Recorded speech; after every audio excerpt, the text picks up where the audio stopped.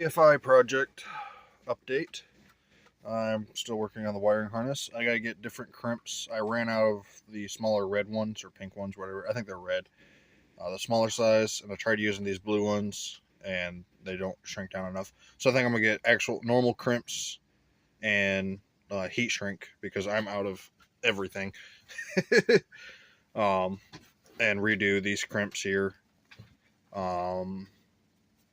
I still have some wiring left to do from the computer.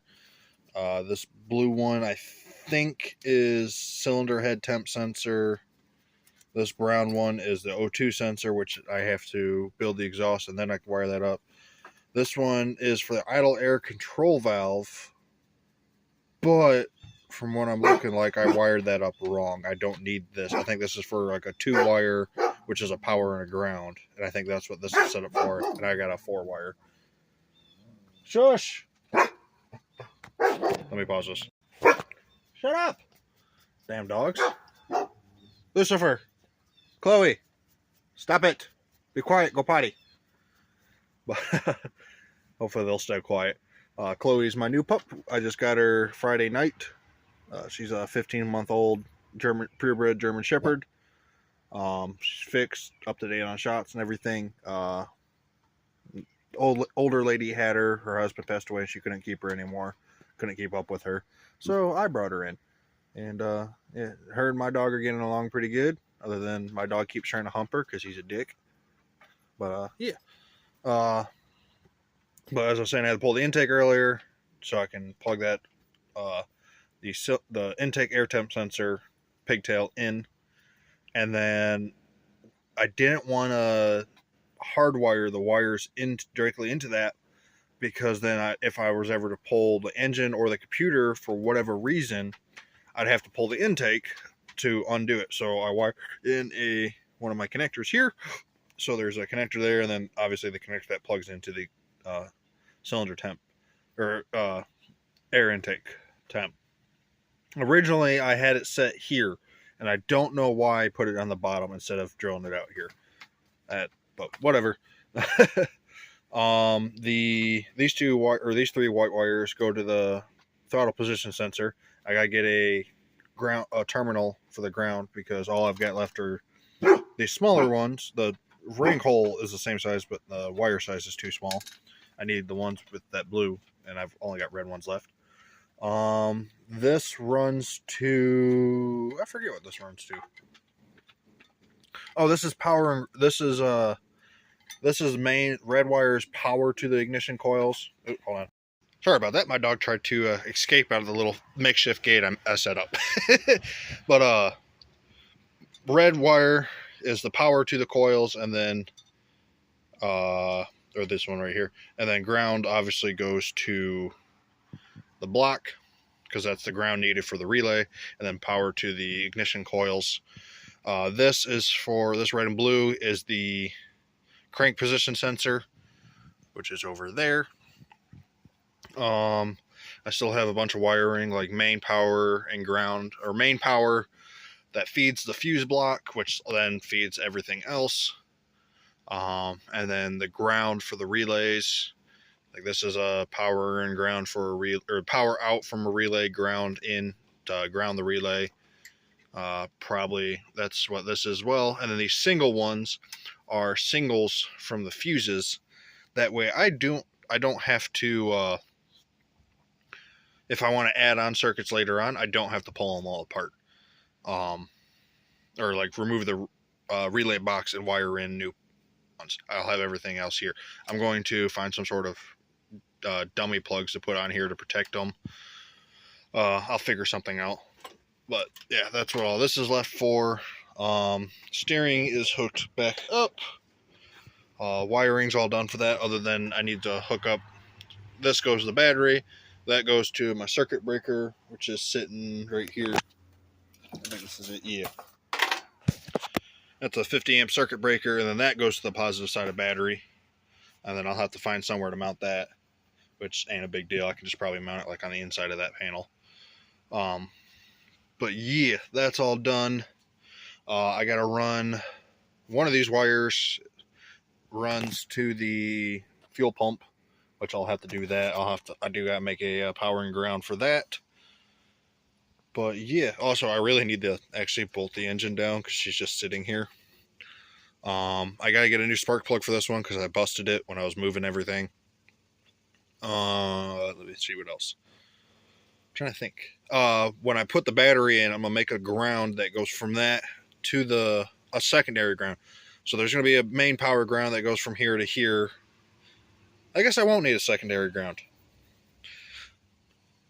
Yeah, never mind. So I was gonna run like a separate, like a wire like this from here to the battery, but I realized I'm already gonna have one to ground the engine, so I don't need one. Because so a lot of these are supposed to be grounded to the computer, but you don't really need to. What I was gonna do, I think I'm gonna ground the computer to the engine, and then I'll have the battery on its own. That makes more sense to me. I also gotta get a couple more hose clamps because I ran out of the sizes I needed. But this goes over here, and she just plugs in like so. There we go. I wanted a quick disconnect if I ever had to pull the engine, or like earlier when I had to pull the intake, having it being able to disconnect right there made life a whole lot easier. Let's see what else. I gotta get screws for this. I gotta mount up the winch and all that jazz, which is gonna be fun. I forgot about the winch relay. Oops. So I'll have to find a spot for that. But I'll figure that all out after I get this all figured out and this thing running. I've got the gauge mounted for the O2 sensor. And this will display air fuel ratio. I still need to wire that up. And all that jazz. Actually, now that I think about it, this brown single wire that I've got running, or right here, that won't need to run all the way to the O2 sensor. It'll be up in here with all that other stuff. Oh yeah, since I've got my steering all put back in with a new used electric power steering motor, I took a rack and pinion boot off of some Ford car that I did, and I cut the top up just enough to slip over there. It's not a perfect seal around the steering shaft, but that part don't move anyway, so I might slide some RTV on it, but honestly I probably won't because I'll probably forget about it. And then that just kind of sits loosely over the top of the steering box. And the point of that is to keep the majority of the water out from splashing up and then down. Obviously, there might be some that splashes up inside of it or gets up there and drips down, but it's going to keep the majority out, because if you look at that electric power steering, that little piece right there leads straight in there, and it rusted out a bearing that was right in there. And then when I took this all apart, that bearing fell apart. So that's the point of that. I also got to drill and tap a hole in the intake, which probably means I got to pull it all back apart again. Shit. But I got to drill and tap a hole in here to put a little barb fitting to run a hose from here to the map sensor right there, which is the manifold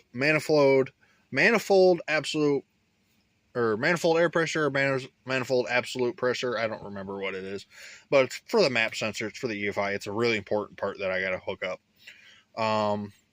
These are the wires for the idle air control valve, which that's what these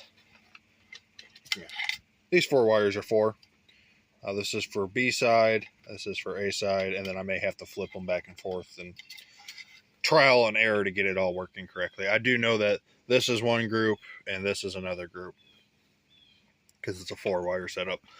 But yeah. Oh, and I've got the throttle pedal modified. I took the cable mount from one of the old 36 mil carbs I had. I had like 3 of them. And I welded it on here. So now I got full throttle. And then I've given myself a little bit of play. I can stomp this pedal all the way to the floor. It'll stretch a little bit, but I can stomp this pedal all the way to the floor, and I still got room for adjustment down here, and up here. This screws all the way in, so I can back this screw out, and that will adjust it. And then that's a fully stock carb or throttle cable for that throttle body, so I don't have to. And it's an ATV one too, so I don't have to try and modify any carbs to make it fit, or cables that make it fit or anything like that. I can just go online. I'll buy a spare one to bring with me in the next month or two, just to have on hand. I doubt it'll ever. It shouldn't go bad because this is probably the best throttle setup I have, where I'm not using some sort of clamp to lock the cable in place. It's the actual barrel at the end, and then this is actually bolted up. That's what these two nuts are tightened against each other. They'll lock that in. That's up there, and I didn't have to shorten it. I'm just going to run it like so around the relay box. So it comes up here, goes underneath the dash, goes between the relay box and the battery, and then straight out here. So yeah, so I'm making some progress. Oh yeah, the crank position sensor is locked down tight. Set screws mounted. This pulley is locked in too, so otherwise I'd pull it back. That's locked in place. I've got these. I don't have any out here, but I got these like 1 inch long flathead screws. I don't have one, but they're flathead with a taper head to them, and I've got it countersunk on the back side of here, so they're in, and then a stack of washers, and then a nut, so it turns those screws into studs, and then that way I can just pull this pulley off and pull the sensor off, and without having to worry about the screws coming loose and having to undo these, which these holes are slotted, so I can move this bracket up and down to get the correct air gap between the timing wheel and the sensor. So yeah, and then I've got some VW Beetle exhaust for like a dune buggy to make my new exhaust out. So I'm gonna use this pipe. This bolts up right here, and then I'm gonna cut it, angle it down, and then back around, just like my old exhaust did. Which, do I have that out here, or is that? No, that's in the shed. My old exhaust came out, down, back, forward, and then sat in that bracket, which I'm gonna do the same thing. I don't know if I'm gonna use that big old muffler or if I'll just reuse my old exhaust. Not entirely sure, or at least the muffler portion. But yeah, just a small update. I've got till I think October 16th to get this done, because October 18th is the competition. I want to say October 18th is the competition, and I've taken, which is October 18th is a Friday, I've taken Thursday through Monday off because I got a 10-hour drive. That's 10-hour drive with 0 stops. So I gotta get this shit done quick. But yeah, just wanted to give you guys an update. I also have a one of these little pop-up canopies on the shed, or on my back porch, because it kept raining, and then I couldn't work on the tractor, and it was screwing me over. I lost like 3 days because of rain.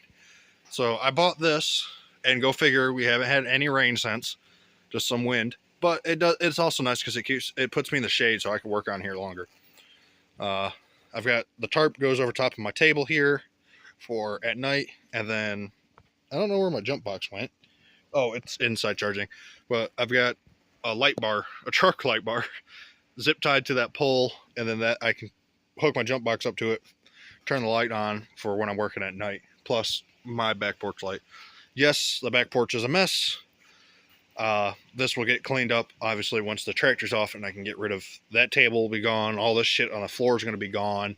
My welder will be able to be put away, and a bunch of other stuff. But there's the pretty puppy. Just wanted to give you all an update on the EFI conversion, because I am making progress after like 8 months of doing jack shit. But yeah, thanks for watching, guys. Redneck Tractors out.